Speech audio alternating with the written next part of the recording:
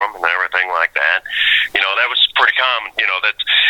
We root each other on. That's AA is not. We're not for ourselves. We're for all of us. And I was like, all right, I'm gonna go up.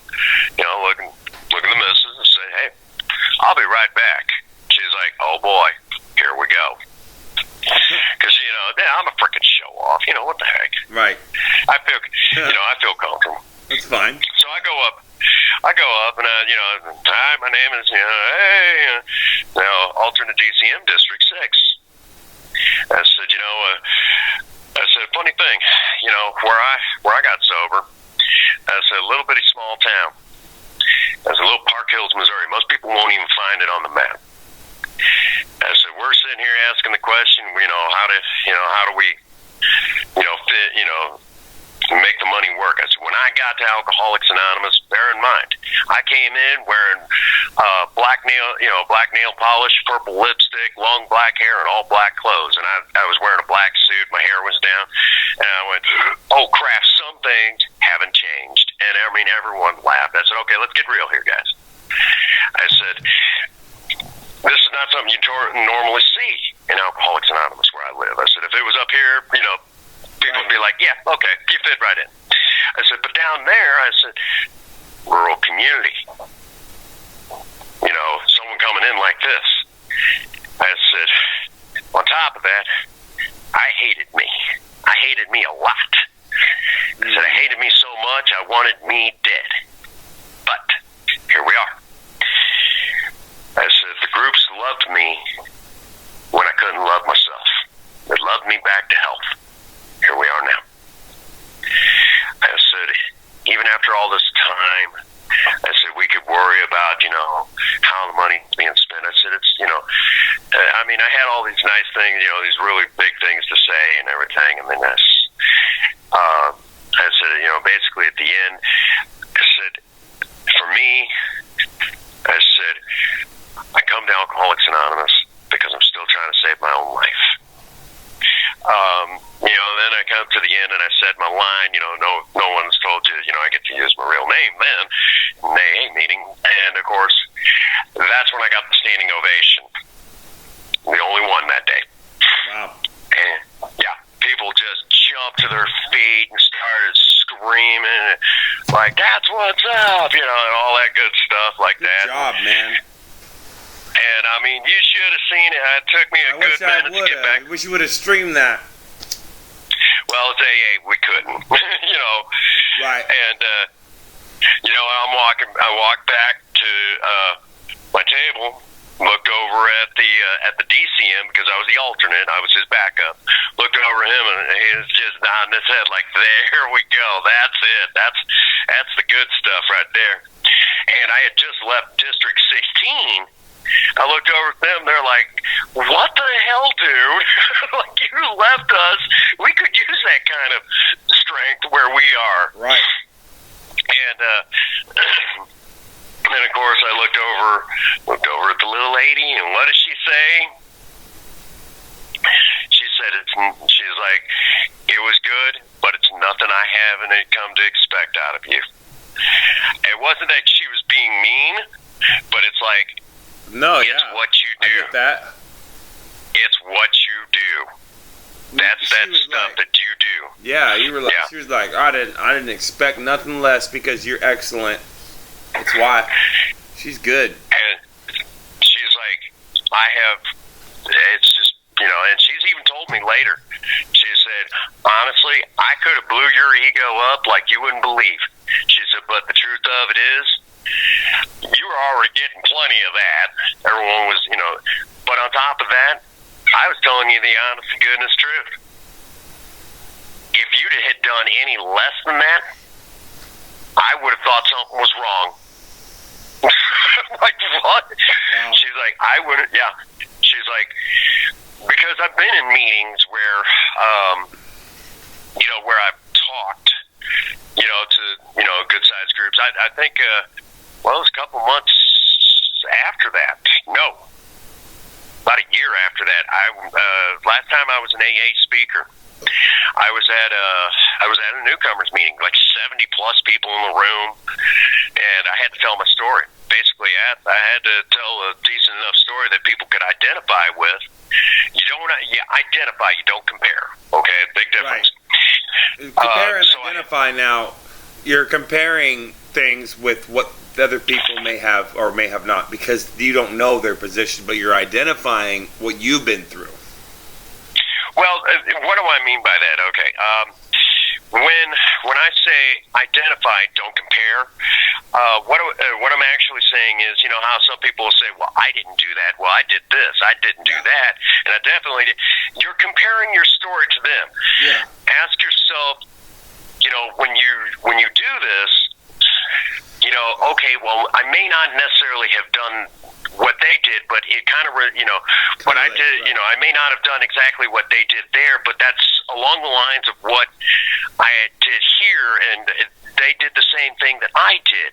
So, wow, you know, I mean, and that's how you connect to the speaker. And as a matter of fact, when I have not been a speaker and have been at speaker meetings, one of the first things I'll say when I go to speak is, you know, it sounds like you and I got sober in the same place, even though we didn't. Right. And that's the funny thing, folks. And I'll say, if you're new to Alcoholics Anonymous, or maybe you're coming back, and you heard this story tonight, don't compare to what the speaker did. Ask yourself what it would be like if you were in their shoes. Would you have done the same thing? And if you're sitting there saying, yeah, I would do that too, or maybe you're saying that you did do something like that, even though the details have changed. If you're sitting there saying that, then chances are you're in the right place. And if you're in the right place, this is the safest place on the planet for an alcoholic of our nature. Because out there in the real world, they don't seem to understand what it's like to be in the shoes of an alcoholic. We understand what it's like to be in the shoes of an alcoholic. So that's why I'm going to tell you, identify with what the speaker said. Don't compare your story. And then I'll say to the speaker, thank you for telling your story. I was able to walk away with something. But also remember, if you feel like you got more out of this telling your story than we did, then you did it right. And that's a funny thing. But are you sure about that? If that I got more than other people did, even though well, that's what it's for. It's yourself that you're working on, not others. And so people need to understand that. And but what if you're an alcoholic and you are like, well, still comparing, but still also in identifying, but in a way that you're identifying. I think that's okay. Well, here's the thing, okay? When you're sitting there saying, okay, let me put it more like this. When you spend enough time just comparing your story, there is still a relapse left in you. Of course, there's a relapse in all alcoholics, ready and waiting to happen. There's a relapse in all of us. I will say, when it comes to me relapsing, there's one word, and it's an acronym. The word YET. And you know what YET stands for in Alcoholics Anonymous? Haven't done it yet. Haven't done it yet. Well, the word YET, okay, it actually is an acronym in AA. You're eligible to. I'm always eligible for another, for a relapse. I'm eligible. That's why we do what we do. If you're sitting there still comparing, you're eligible too for that relapse. Don't forget that. Right. And that's one of the things that we did. Actually, there's several of those little acronyms like that, little cool things like that. Mm-hmm. The word fear, fuck everything and run. That's a commonplace issue. False events appearing real. Oh. Actually, fear, this is what my very first sponsor taught me. Fear stands for false events appearing real. And you have two options with that. fuck everything and run, or face everything and recover. And that's how you use that same word, fear, 3 different times for one big lesson. That's simplicity. Plato. Yep. Here's another one. Okay. Let's see. That's beautiful. That's art. Right. He taught you very applicational. Sponsor. The word sponsor. What is a sponsor? That's easy. It's in the acronym. Sober person offering newcomer suggestions on recovery. Wow. That's cool. That's it. This guy's a professional right here with this. Okay. This one's a big joke in AA. The relationship. Oh my God, that's a big word. I got this. Really exciting love affair turns into outrageous nightmare. Sobriety hangs in peril.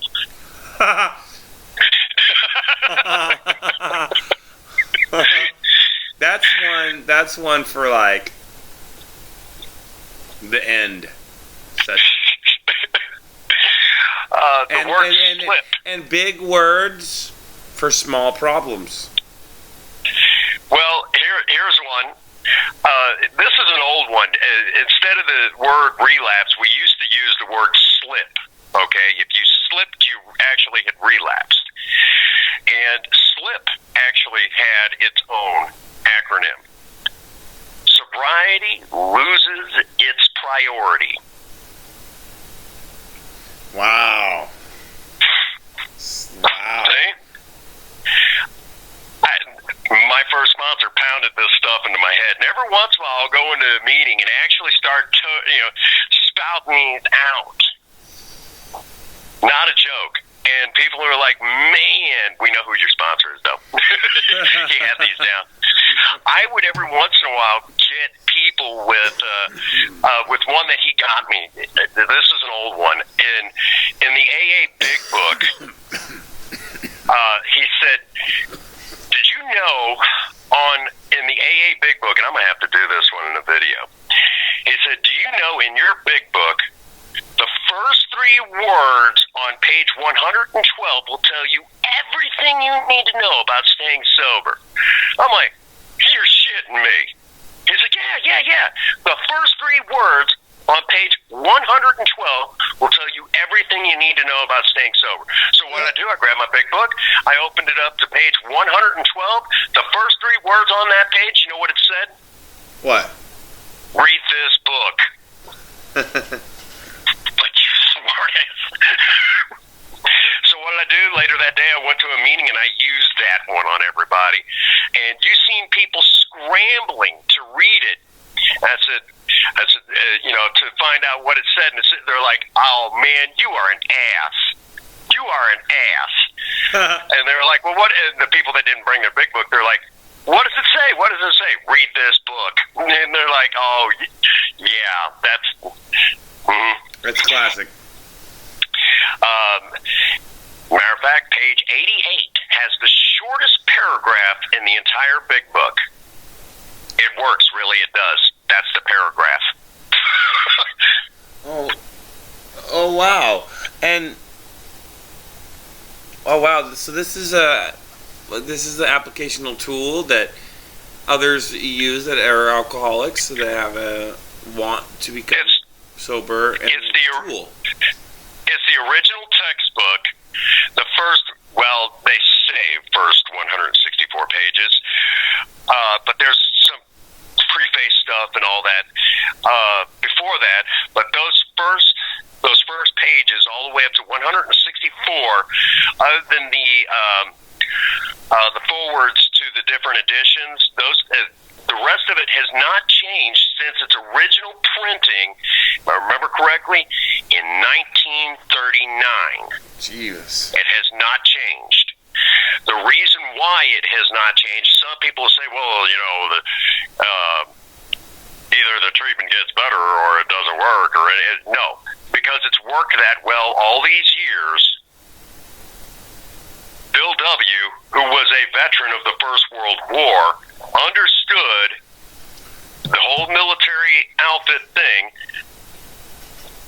If it ain't broke, don't fix it. It's interesting. And you know, I've been contacting a lot of people on any Discord, and for my mother's birthday, I got. This is really cool. I'm gonna blow your mind. All right, lay it on me. Lay it on me. What my favorite band is, right? Tesseract. There you go. You know me too much. You know me too well. Love you, bro. Come on, man. Okay, so Jay Postones, the drummer of Tesseract, is doing live streaming on Twitch, and along with his singer Dan Tompkins.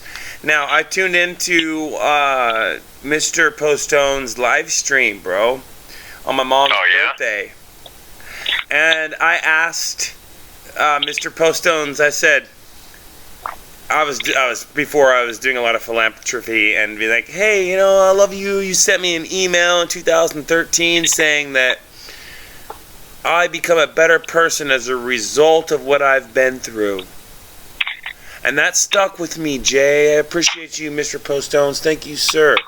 And he's like, oh, really? He's talking to me throughout the stream. Right? And then I got really annoying. I was typing a lot and just like, I love this. I love you, Jay. You're awesome. Man. People were like, wow, energy. He's like, energy. And the moderator was telling me to be quiet. I'm like in the shower watching fucking Jay Postones play the drums, dude, in his house, dude. And I'm like, dude, it's my mom's birthday, bro. All right? And I'm like, my mom's like, she pops off because mom's watching it with me. And she's like, dude, he's such a good drummer. Ask him who Richard Starkey is. Really? Do you know who Richard Starkey is? I've heard the name. Okay. So I asked him, hey, bro, pop quiz. And he's like, okay, what? I'm like, do you know who Richard Starkey is? Because my mom says that you sound just like him. Because you have a Australian European accent. And he's like, who's Richard Starkey, right? And he's like, oh. And I'm like, dude, Richard Starkey is fucking Ringo Starr from the Beatles. And he's like, I know Ringo Starr. He's like one of my good buddies. After he fucking failed the fucking question. My favorite drummer in the world. And he's like my best friend. And then for the end song, I said, hey, it's my mom's birthday. Say thank you. Please, say happy birthday to her, please. I love you, you know. And he played a fucking song from the Beatles for my mom. That's awesome, man. He played this song. He's like, I love you. I love you. I love you. And he's sending me this love energy, bro. And he fucking played this song for my mom, homie. The drummer from Tesseract. Dennis, Prince Magnum. Isn't that cool? Awesome, that is awesome, man. And how awesome it is that you are just coming through with this information and people that need this information. And we're just going to reach out to those who really want to connect, that are musicians or people that do hot rodding and work on cars, to come to the channel and reach out to Prince Magnum and I for anything, music or information about cars. And if you have some issues going on, we're open-minded people, and it's just a great way for people to just immerse themselves. My big focus is right now to continue to push that whole romance and cars being a thing together. I mean, to kind of get people back into. I would love to see people get out there and start cruising with their sweethearts again. I mean, I know I'm not the only right now, but my sweetheart will be my car. I'm gonna get one soon. I'm getting it soon. Hey, I looked at an Escalade today, a Cadillac Escalade. Those are all right. What year? 2005. Perfect. You want all of your. Do not get a vehicle after the year 2006. They started really messing with them, and there's a guy on YouTube, and some people really bash him, but he really nailed it when he explained that the guy's name is Scotty Kilmer. And he really nailed down that whole thing that your vehicle is designed to break. It's designed to break. It's supposed to. It's not, the buzzwords that you used to hear in the old days was longevity, durability, things like that. That's a thing in the past. That's old school stuff that's going away as time goes on. It's one of the reasons why Japan's been kicking our butt on cars, because we stopped building them reliable and durable. Anymore now, a car is just a cellular device on four wheels. And I'm sorry, if you're going to tell me you're going to keep a cellular device for, 10, 20, 30 years, you ain't going to do that. You're going to upgrade at some point. So your vehicle is designed to be thrown away within, the next, 7 years as soon as you get it paid off. Don't get wrapped up in that. Don't buy a new vehicle, because all you're going to be doing is just throwing your money away. Listen to your best bet, Magnum, guys. Your best bet is to get something you like prior to 2006, fix it up how you like it, and drive it till the wheels fall off. And when the wheels fall off, you fix it and you drive it some more. That's all you do. And it's yours. You can do whatever you want to it. Yeah. And you don't have any payments. No payments. No money pit other than just repairing what breaks. That's it. Yeah, it doesn't get any easier than that. Shit breaks. And things will break. That's just nothing lasts forever. I mean, good old Spirit, her engine, as much as I like that old inline 6, I know the day is going to come when it's going to fail. I met a dude today at the car dealership that had an inline 4. And I told him about your inline 6. And he knew a lot about what you know, and how the 4-barrel carburetors can save a lot of gas money if you tune them correctly, and people don't know that. In the 1970s, and you've heard me say it a million times, matched up with his, and he was very smart like you, bro. And we're out there. Guys like me are out there. It's just that a lot of us have gotten older, and a lot of young people don't know that stuff. And I don't know why the knowledge wasn't passed on like it was supposed to be. Yeah. The problem is that time has marched on, and a lot of that knowledge has been lost to time, because guys like me that were still building them, we decided to start building them bigger, badder, and nastier. Dude, that's what you need to do. DIY budget hot rodding. Lost in Time. Maverick Nation. New segment.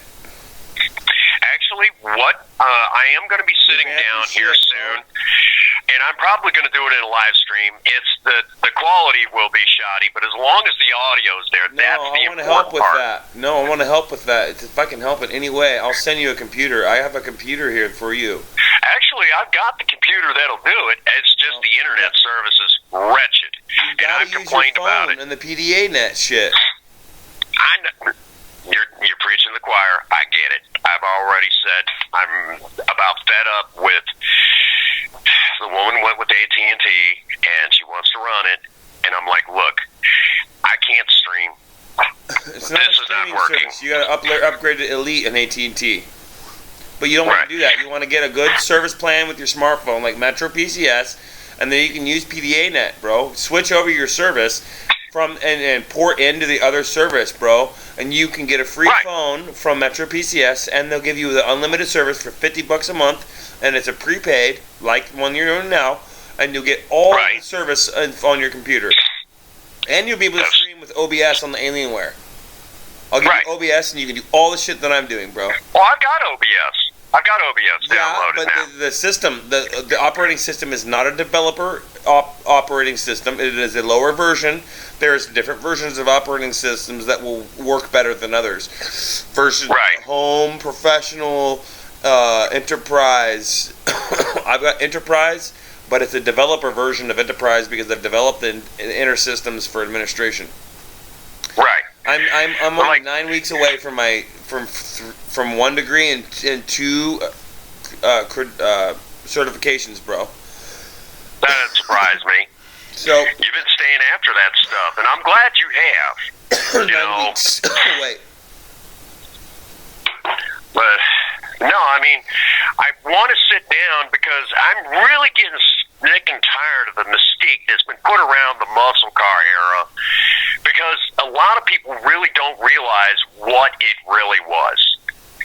You got to remember, though, we're talking over 50 years ago when a lot of this stuff was going on. So most people don't even know anything about it. The muscle car era ended, 50 years ago. Yeah. The true muscle car era ended 50 years ago, and nobody knows diddly squat like they used to. And most of the people that don't know diddly squat are on the internet acting like they do know. And a lot of them are on YouTube. And it's about high time someone actually says, this is the real download. Well, besides you and because there's actually... Right. There's actually a guy, and I like the guy. I mean, he's got a good channel, and he does do quality historical stuff on it, but he's building this mystique around the muscle car era that doesn't make sense. Look, for example, for the World of Warcraft dungeons, there's this thing called corruption, and it's coming to the new expansion, but you don't want to have corruption, but all the famous streamers are like, yeah, get corruption, because it does things to your gear that minuses your ability to attack and heal, but pluses your ability to fucking do damage and shit. So, you know what I'm saying? Right. Well, okay. What and let me give you an idea, okay? We'll take the 1970 Chevelle. It's kind of considered the ultimate muscle car. How they do coexist. Huh? How they do coexist.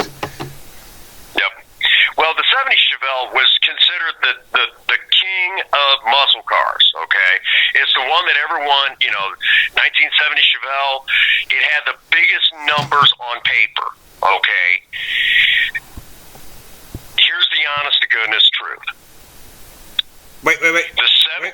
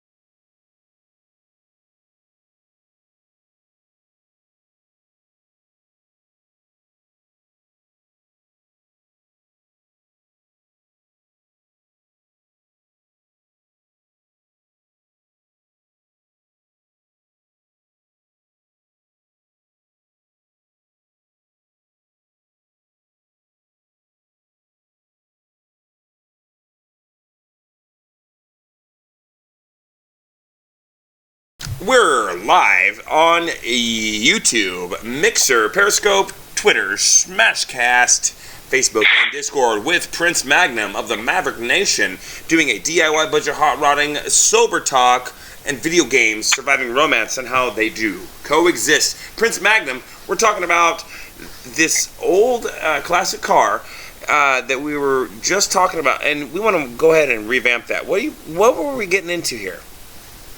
Okay. Real quick, hello everyone. I am Prince Magnum of the Prince Magnum channel, and one of my things is classic cars. And we're going to be doing this on my channel, and we'll be going into a whole lot more depth on this.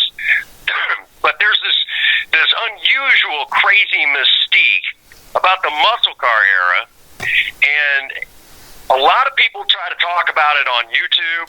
I don't know if anybody's talking about it on any other platform, but I know YouTube gets a lot of these guys talking about the muscle car era, and most of these guys, and I don't want to put anyone down, they don't know the muscle car era. They really shouldn't talk about it because they don't know anything about it. Right, and the pony cars and shit too. I remember the pony cars you're telling me about. Yeah, and we'll get to that in a second. Okay. The truth of it is that, I mean, most of these people are like, oh, muscle cars, and then they talk about the great big horsepower numbers and everything like that. And I hate to be the one to burst everybody's bubble. The muscle car era started in 1964 with the introduction of the Pontiac GTO. It ended in 1970. I know some of the history books have been rewritten, and they're trying to say 1980. That is bogus. Why? It ended in 1970.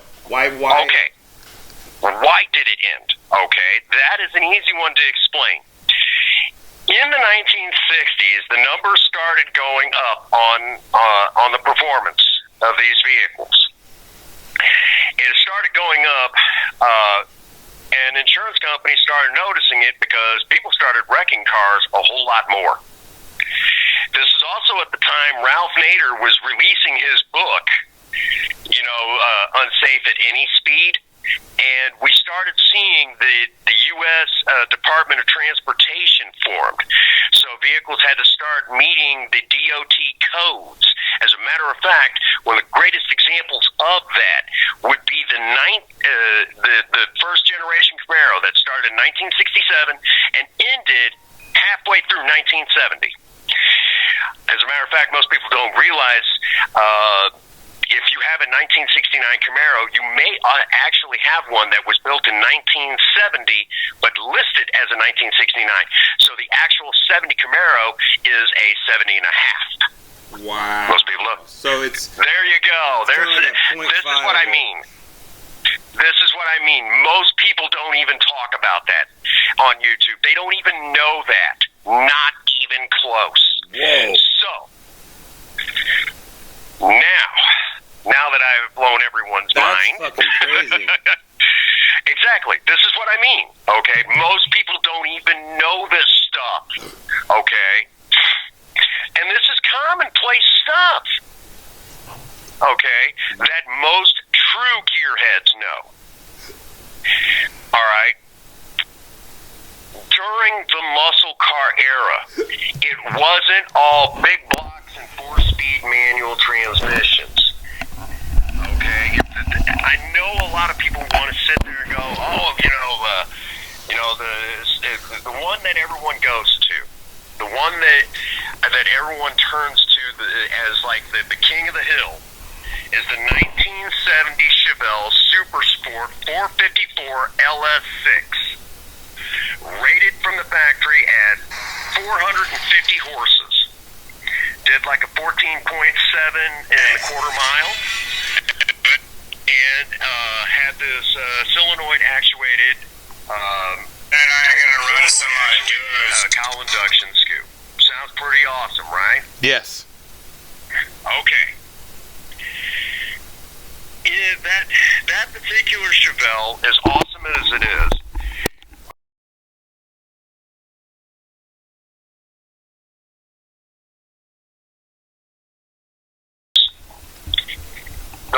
thing that they will do is they'll say, that they'll almost make it sound like all of the Super Sports came with LS6 454s in 1970. And that is not true. The Super Sport Chevelle had other options available.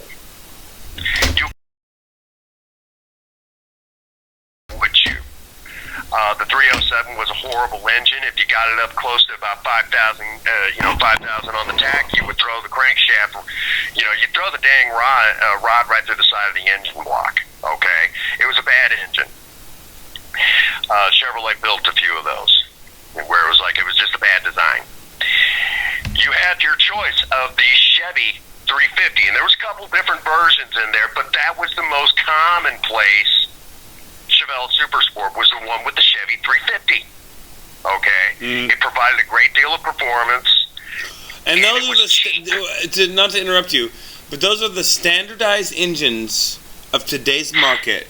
They've been standardized, they've been electronified, and you are on some point right now. It's really cool. Sorry, continue.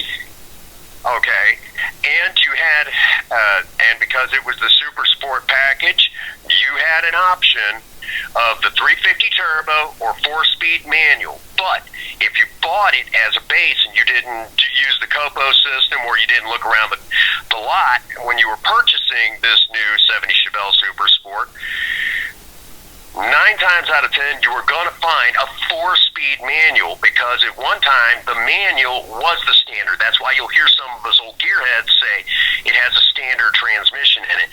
And when you look, it's a manual transmission. It's standard. That was the standard at one time. When you said a standard transmission, it was stick shift. Plain and simple. These cars had, so you had that there. Then if you wanted to step it up from the 350, the next one in line, and the most common of the big block Chevelle Super Sports in 1970, was the 396 version. There was more 396 version Chevelle sold in the Super Sport for the big blocks than any other one, because it was still the cheaper one. You still got the Super Sport, but it wasn't, you see what I'm saying? Yes. It's kind of, but if you had a little bit more money, you could buy the 454 version. However, there was 2 versions of the 454 in 1970. There was the LS5, which more of those were sold than the LS6. The LS5 had 425 horses. Oh, whoa! The LS was better, though. But it's shittier fucking stuff. Was the beast. Yeah. However, if you had a racing team, you were a certified drag racing team, you could order directly from Chevrolet as a crate engine only in 1970 the LS7 454, which was rated for, if I remember correctly, 465 horses, which was a lot nastier than the LS6. But most people don't even know that. Wow. And so the LS6 is just the beast mode. And it sounds so cool. Can we look this up? This information is so widely available. It's pretty much on any forum. And, you could go right over to your local AutoZone, and they could pull the specs up on this engine. To go along with that, most of the people that are on YouTube talking about the muscle car era, they just focus on the fact that these engines that's what made them super sports, and the answer to that is no, it didn't. No, it didn't. That's really cool. Hey man, do you like hockey? Was more than an engine. Do you like hockey? I love hockey. Oh man, I'm supporting this gentleman on Twitch. Right. And his name is Mad Hatter Joker. I just gave him like $15 in biddies on Twitch, and I subscribed to him.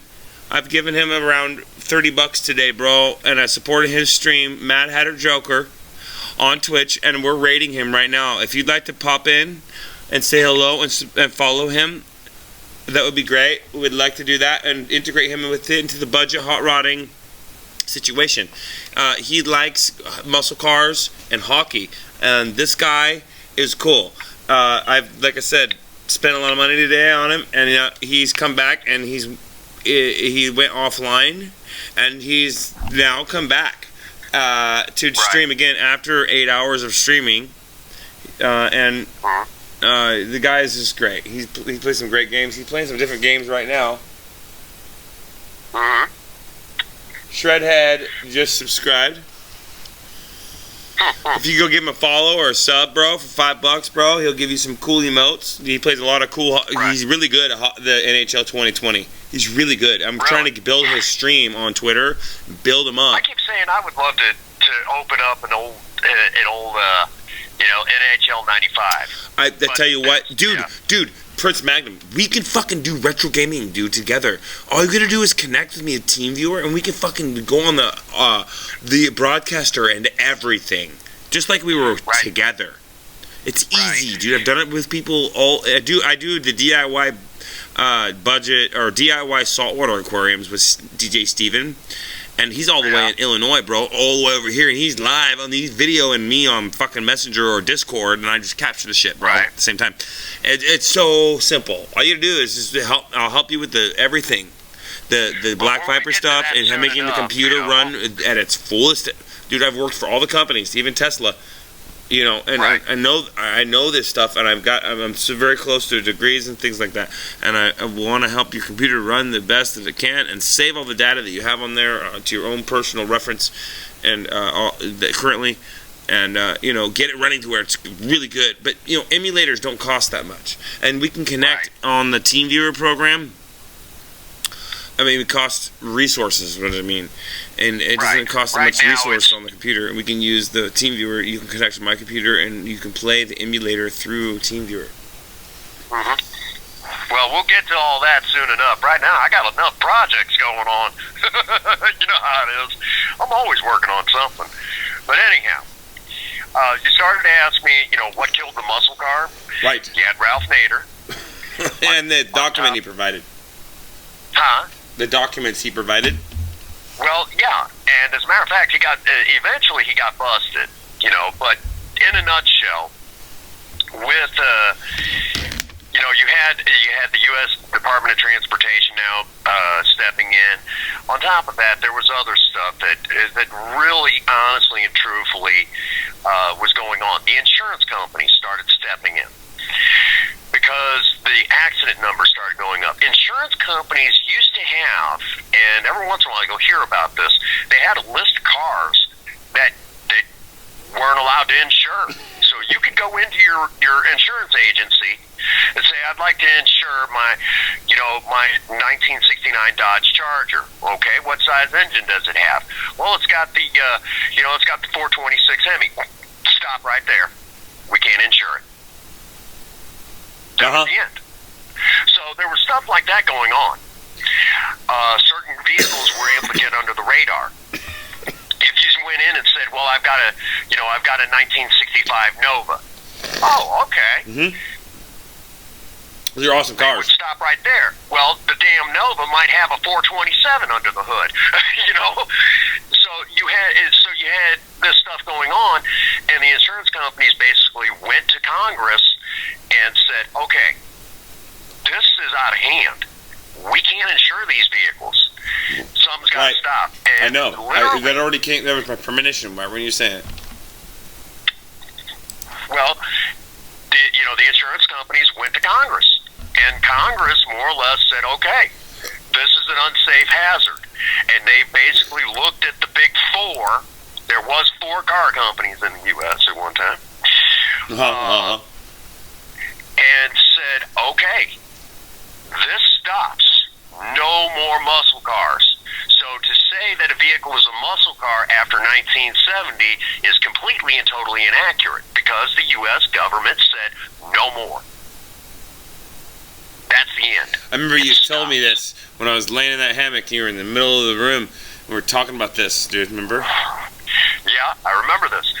And you're awesome, dude. So if you say you have a 19 we'll say a 1972 Chevelle Super Sport. Yeah, it's a performance car, but it doesn't fall into the muscle car era of performance. And let me give you a better example. The LS6 that I talked about, right? Yes. LS6, 454, 1970, 450 horses. The horsepower numbers started dropping. In 1971, it had dropped down to 425 already, which the previous year, the LS5 was at 425. So you can already see where the numbers started dropping. 1974 was the last year that you could get a big block in the Corvette. That's true. That's true. I know that. My father told me that. And even then, that was a joke. That 454 was it was very anemic compared to what it had been in previous years. Give you another example. Good old Project Spirit, 1975 Ford Maverick. I ran the numbers myself in an old Chilton's manual. 1975 was the worst year for performance for the Maverick. On top of that, in every year prior and after 1975, the gas tanks were actually at 19 gallons. Project Spirit has a 16-gallon tank. The only year they did that. But what was the fuel pump? And if in a Cadillac Escalade when you're accelerating, wait, what's the issue when you are accelerating and it sputters? Fuel pump? Okay. Wait. This is an optional question. You have to answer this by multiple choice because I know the answer. Is it a fuel pump? Is it the catalytic converter? Or is it the block? Well, or option D, is it neither? Actually, option D in this case, it could be a multitude of things, okay? When you're accelerating, it sputters. Catalytic converter. While you're parked, or is it doing it? Well, what I was going to say is, if it's spitting and sputtering when you're going down the road. No, when I accelerate.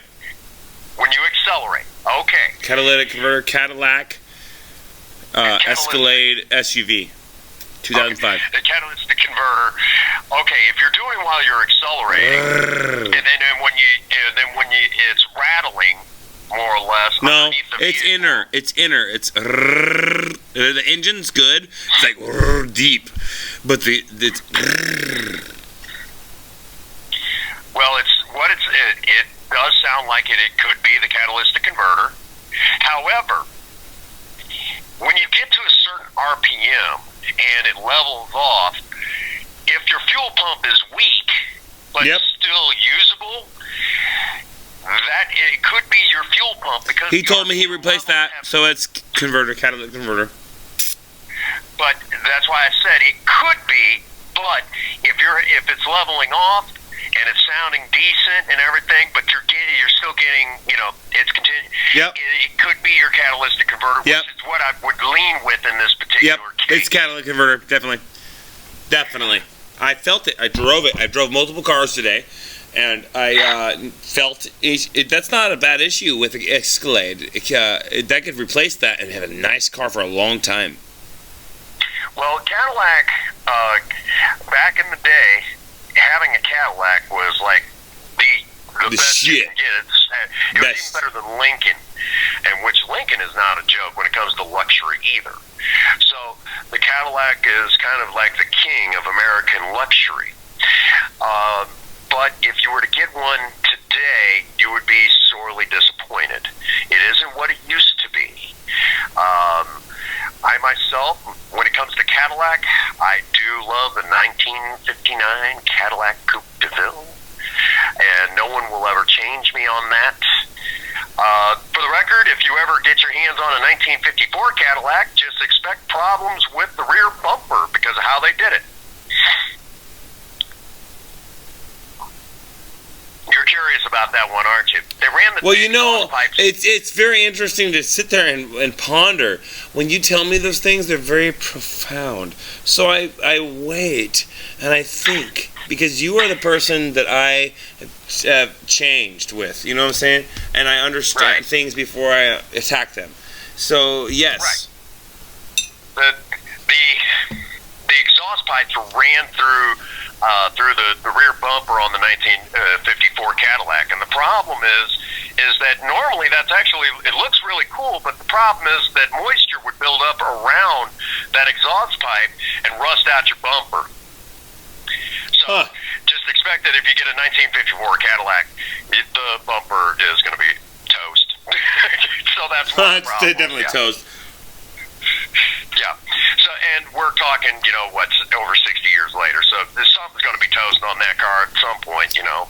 But that was one of the problems with that car. Well, you know what? Consistency is key. Yep. Well, 1956, the only year that Buick did this, they actually put the year of the car on the front grille, on this little circular doohickey, on this little emblem thing, and people got upset because, you know, they didn't want people to know that they'd had the car for a little while. You know, if it looked new, they wanted people to think it was new. So it was the only year they did that. Right. Go figure, right? Well, it's wrong in a sense too, because it's really wrong in a sense, but it's right in a sense too, because they're doing what they can do to stop the awesomeness of it all. Well, if you think about it, I mean, you know, it's being honest about the fact that, you know, to me at that point, you know, if it looks good and it's a 56, and, you know, we'll say, you know, it's 5 years later, come on, the models have changed by then. And back then, cars changed yearly, you know. So it didn't really matter, you know, if you knew your car. But, you know, it was a different time. It was a different time. Of course, and the technology was different. At the time of technology was different. That's what you're saying. Well, and the camaraderie. You know, we're back to, you know, the 1950s. Well, okay, here's one. A lot of people love the blacked out rear valence on your sporty vehicles, on your performance vehicles, and that got its start all the way back during the muscle car era. And the reason why was at that time we were talking about going to the moon. Okay, so if you were to look at, say, like the General Lee, the 1969 Dodge Charger RT that it was used in the Dukes of Hazzard, the General Lee, you'll note that the rear valence, where the taillights are, is always blacked out. Well, the reason why is at night that blacked out rear valence, when the taillights were on, it was to look like it was the exhaust or the thrusters for a space shuttle. That's why they did that. And the design was because at that time we were talking about going to the moon. And that's where that all started. Huh. Well, you know, that's how it did. And you know, it continues like that too. And you know, I don't know why. I think the people that fucking get fucking hired on, or I think about this. The people that take on the legacy of the company kind of integrate their own ideology, but also keep that originality. Some are totally just wabashed. It's gone. Well, see, and you know, you're a huge fan of Tesla. Well, since Elon Musk is, you know, shooting for the stars, he technically should be doing that blacked out rear valence on his vehicles, but I don't think he's really grabbed onto that, you know. I don't think so either. I don't think he's understanding what's going on there, because it's not efficiency. Well, you know, he's focused on efficiency. If you're going to get into cars, you know, you better, you know your history. So well, you know what? Elon Musk is so fucking smart. He knows these things, bro. You know he does if you hear anything he says about cars. Well, he knows battery technology. Well, I'm telling you what, he also knows other shits too. But to continue what you were saying and to conclude the Elon Musk conversation, what? Well, I was going to say, he knows his stuff about battery technology, and I have to say, I have to tip my hat to that electronic design. But anyhow, we're talking about gasoline engines. That's my forte. Now, we're going to, now that we've talked about the muscle car era, to call a car a muscle car is almost kind of silly, really. You had what made it, what was a muscle car, a vehicle from 1964 to 1970, okay? And usually it was a mid-size car, it could be a full-size car, or it was even the compacts of the day. And it had to have some sort of a V8 that was more powerful than what the vehicle actually needed. So, that's what made it. Okay, and it had to be a compact car, a mid-size car, two-door. However, most people don't know this. The Super Sport package oftentimes got put on, could also be put on Impalas, four-door Impalas. You could get a Super Sport package back in that day on a four-door Impala. If you were willing to buy it, Chevy would do it. And I'm sure there was other car companies that would do that too. So now that we have that established, we have to bring up the pony car. Okay?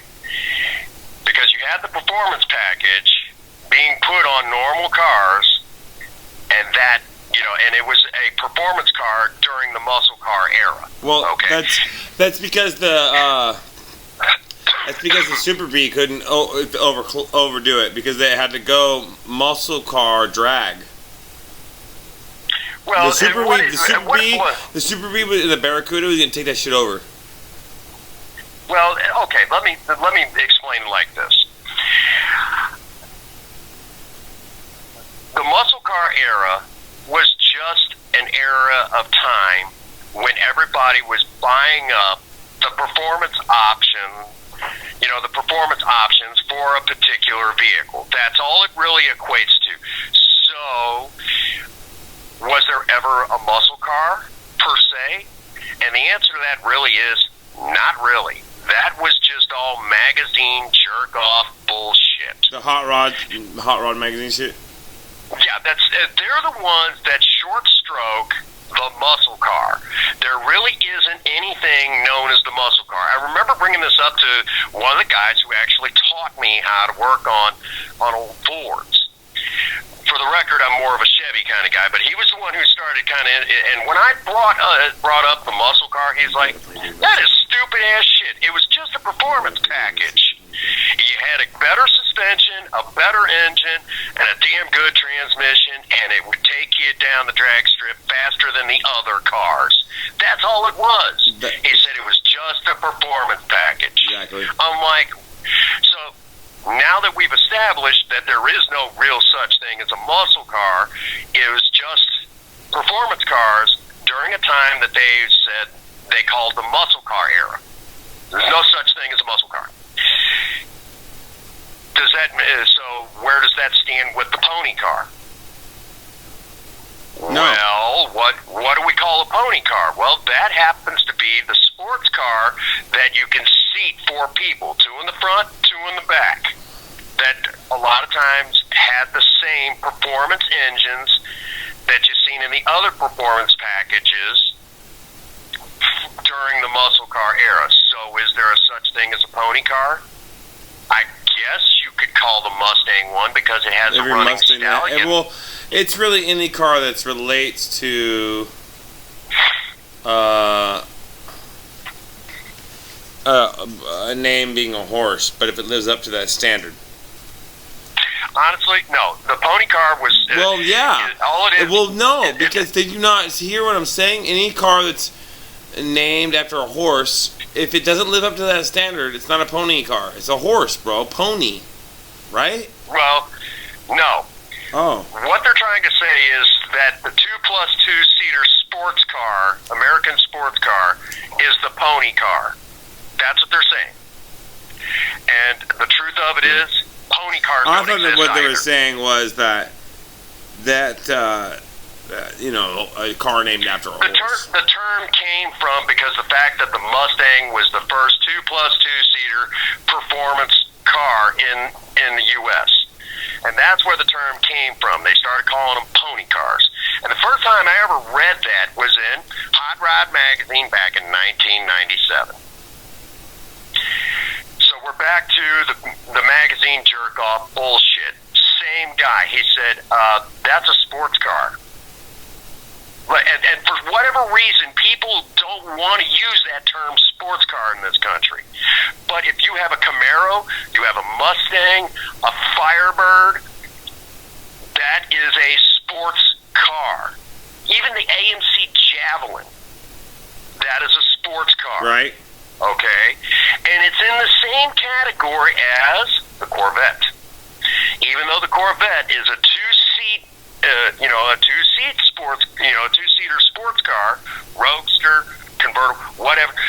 It's in the same category.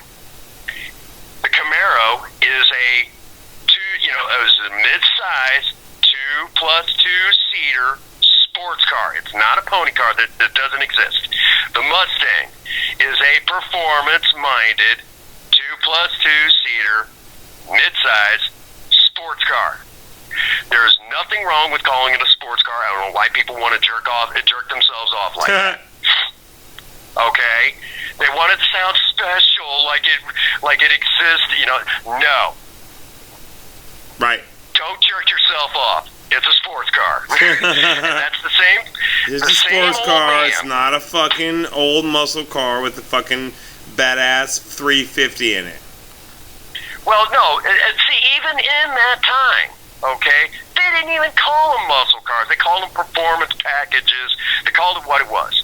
Okay, so who came up with that? It's all the magazine the magazines and all that.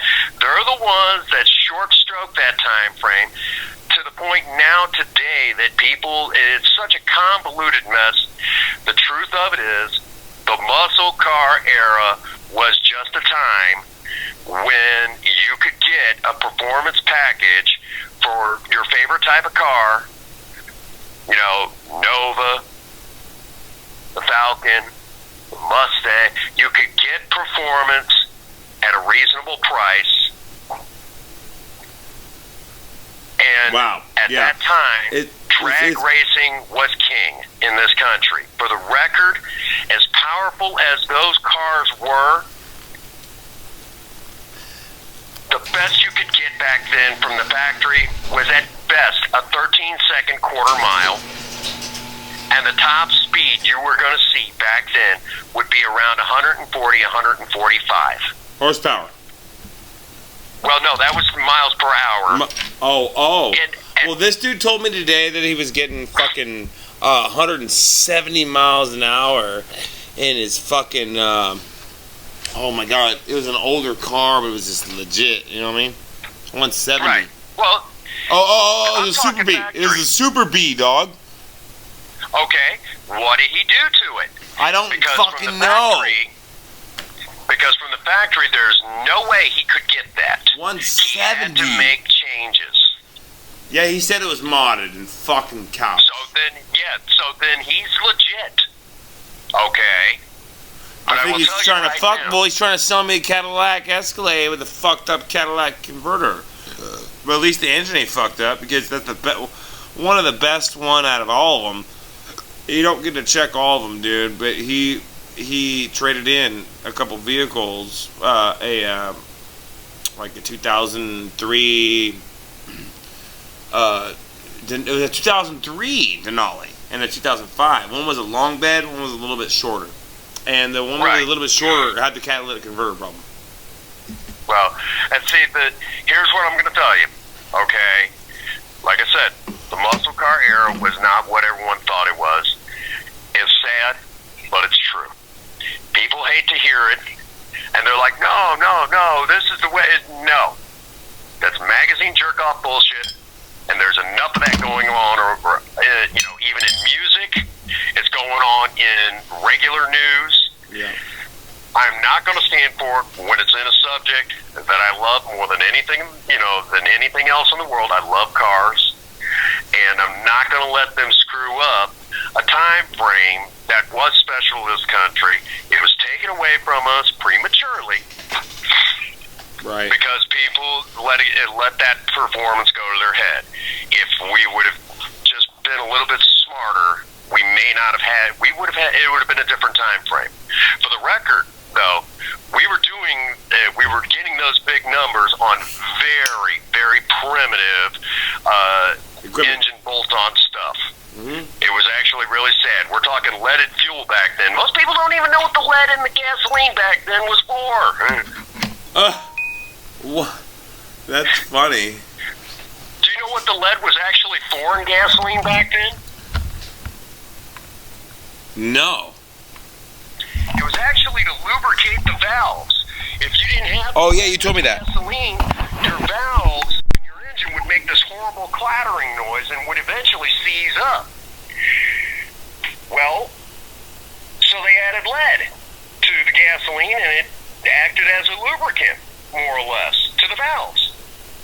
Well, the problem was that you had all this unburned gasoline being dumped into the atmosphere. Back to that, 60% of the gasoline that you put into the combustion chamber goes out of your tailpipe in vapor form, unburned. Well, it also had all that lead in it. So people were going around breathing in all of this lead in the air. Wow. So, in 1970, the U.S. government had said, no more. Huh. Take the lead out of the gasoline. What did the car companies do? They just made the valve seats in the heads of their engines. They just turned them into, they hardened the valve seats.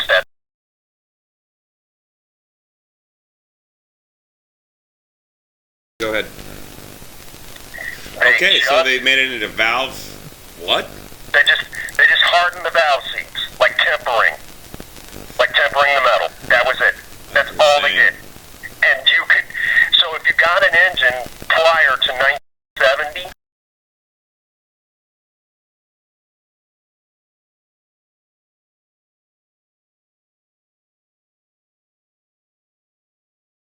machine shop. That's it. You have hardened the valves. You have hardened the valves if you want. Well, the valve seats. When the valve goes back to its resting position, where it rests inside the head, that seat has to be hardened. That spot where it rests against the head. Once that spot is hardened, you won't need to run lead in your engine anymore. That's it. That's all it is. Huh. I actually took, at one time, I had a 1965 Chevrolet 283, and I had the power pack heads. And this is during a time that the engines ran the leaded gasoline. I had them harden the valve seats. I never had to run the lead substitute. I ran just regular pump gasoline that you can go right over right now and buy and put in your vehicle. The same exact thing. That was the only change. Now, I'll tell you today that the gasoline that we get today is not nearly as good as it was when I first started driving back in 1998. Huh. It's weaker. It's a lot weaker. It doesn't even smell the same, which I don't recommend anyone huffing gasoline. Oh, wow. I gotcha. No, definitely not. But it doesn't have the same punch. And some people say, oh, they're watering it down. No, I don't know what it is. But the refining of it has changed. I'd almost say it. And a lot of the old timers will say the same thing. It's not the same gasoline. As a matter of fact, there used to be a time you could take your spark plugs, dip it down in old gasoline like I'm talking about. You'd light the end of that spark plug on fire. Give it a few moments, let the gasoline burn off. And go in between the electrodes, and you could use that spark plug again for a little while longer. Of course, yeah, I remember that. You can do that in El Caminos too. And with all the old cars, there's also another old trick. You could used to be you could take the alternator off your vehicle if it wasn't supplying the charge that you needed. You would take the alternator off, loosen the bolts on it, give it a quarter of a turn counterclockwise, bolt it back together, put it back on the vehicle, and it would run just fine. Good day to you. That was it. But you can't do that now. If you try that now, the parts inside will just break. It'd just be a giant mess. Yep. Wow. Well, man, I'm gonna conclude it for now. That's very interesting information. And we need to do more of it. I got a million things like that. I know you do. That's spooky, man. I need to rest. I need to do resting and go to work tomorrow. Right. I'm off tomorrow, but for good reason. It's good, yeah. Work hard. Well, I got that video to finish up, which I'm in the editing process. The final one for the romance series. Yeah, check that out. He's doing the bubble bath series right now. Check it out, guys. Oh my gosh, that's awesome, man. This one's been a tough one to deliver, let me tell you, but it's been well worth it. I've been having so much fun with it. It's been fun watching that. And I hope you haven't missed it, but you've been getting a shout out at every one of those videos. I hear it, and I am doing the World of Warcraft content right now. We're building the mixer, setting up the giveaway for the smart TV, and for the mixer people, because the YouTube winner that would scare you shitless. Forfeited the product. And it's this nice famous streamer. His name's Cams, and that's fine. And he wanted to give to somebody that's less fortunate, and I'm not saying that's bad, but you know, just moving forward, we're going to be building the mixer and going towards Mythic 10 dungeons, and we're going to be continuing the conversations and Q&As with Prince Magnum about classic cars and the information and overwhelming awesomeness of his channel. And I urge you to subscribe to Prince Magnum at youtube.com/Prince Magnum, DIY budget hot rodding and surviving romance and how they do coexist, and retro gaming at its finest. And Prince Magnum, give us your debut motif. Oh, I know the one you're after. If no one out there has told any of you that they love you today, Prince Magnum does. God bless you, and have a happy 24. Thank you.